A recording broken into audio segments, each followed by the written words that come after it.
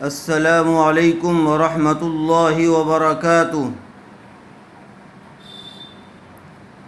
چھٹی کلاس کے طلبہ متوجہ ہوں۔ اسلامیات میقات دوم میں سے سورت دیکھیے، سورۃ اللیل۔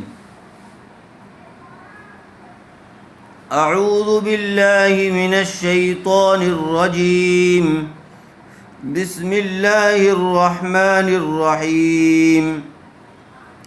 واللیل اذا یغشا، قسم ہے رات کی جب وہ چھا جائے۔ والنہار اذا تجلی، اور دن کی جب اس کا اجالا پھیل جائے۔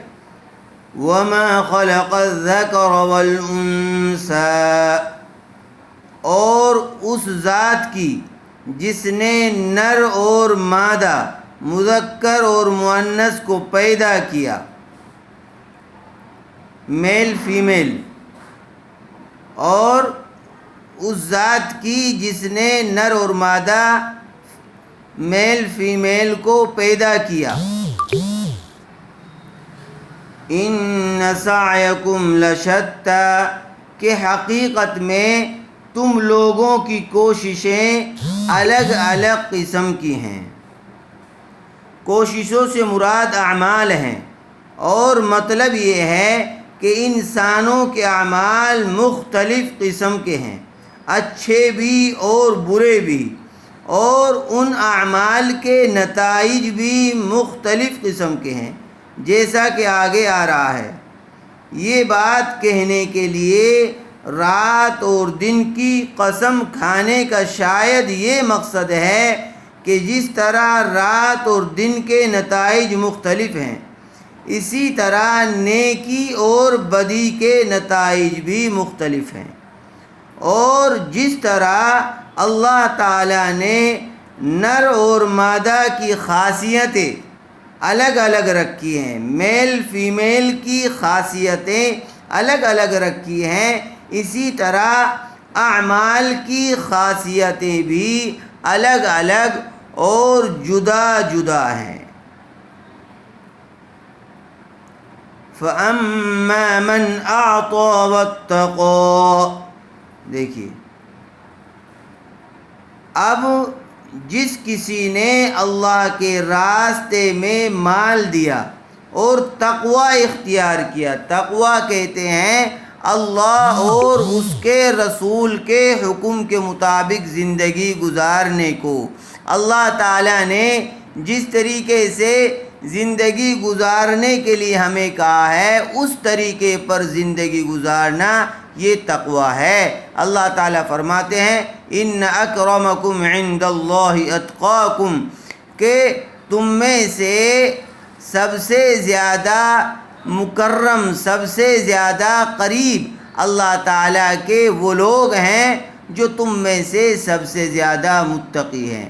جو اللہ سے جتنا ڈرتا ہے، جتنی عظمت اللہ کی اس کے دل کے اندر موجود ہے، جتنا وہ اللہ تعالیٰ کے بتائے ہوئے طریقے کے مطابق زندگی گزارتا ہے، اتنا ہی وہ اللہ تعالیٰ کے قریب ہے۔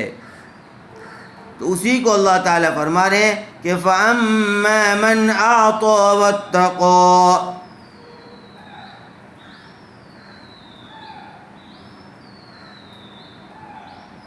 آگے وَصَدَّقَ بِالْحُسْنَى فَسَنُيَسِّرُهُ لِلْيُسْرَى، وَصَدَّقَ بِالْحُسْنَى، دیکھیے اور سب سے اچھی بات کو دل سے مانا۔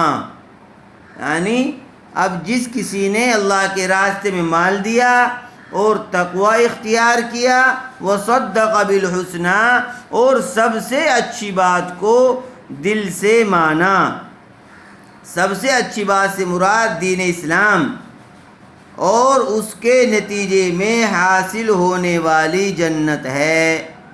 وَصَدَّقَ بِالْحُسْنَى، اور سب سے اچھی بات کو دل سے مانا جو اللہ کے رسول نے ہمیں کرنے کے لیے کہا ہے وہ کام ہم نے کیے، جن سے روکا ان سے ہم رک گئے، تو یہ اللہ اور اس کے رسول کی اطاعت ہے۔ فَسَنُيَسِّرُهُ لِلْيُسْرَى، تو ہم اس کو آرام کی منزل تک پہنچنے کی تیاری کرا دیں گے۔ فَسَنُيَسِّرُهُ لِلْيُسْرَى۔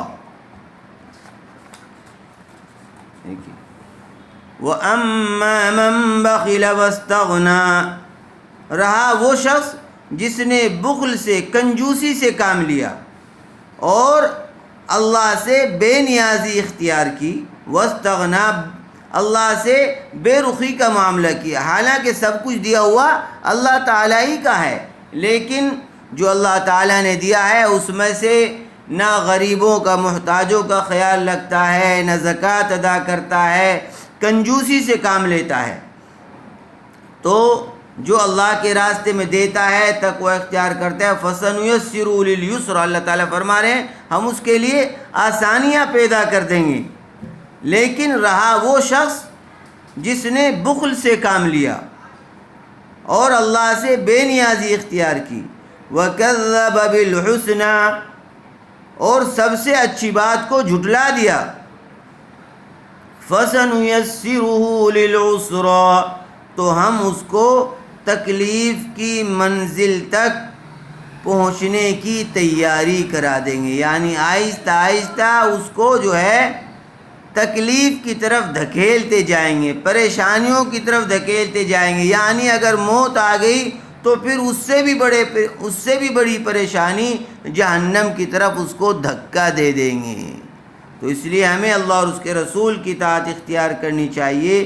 بس میقات دوم میں سورہ لیل کی آیت نمبر 10 تک جو ہے یاد کرنا ہے ترجمے کے ساتھ۔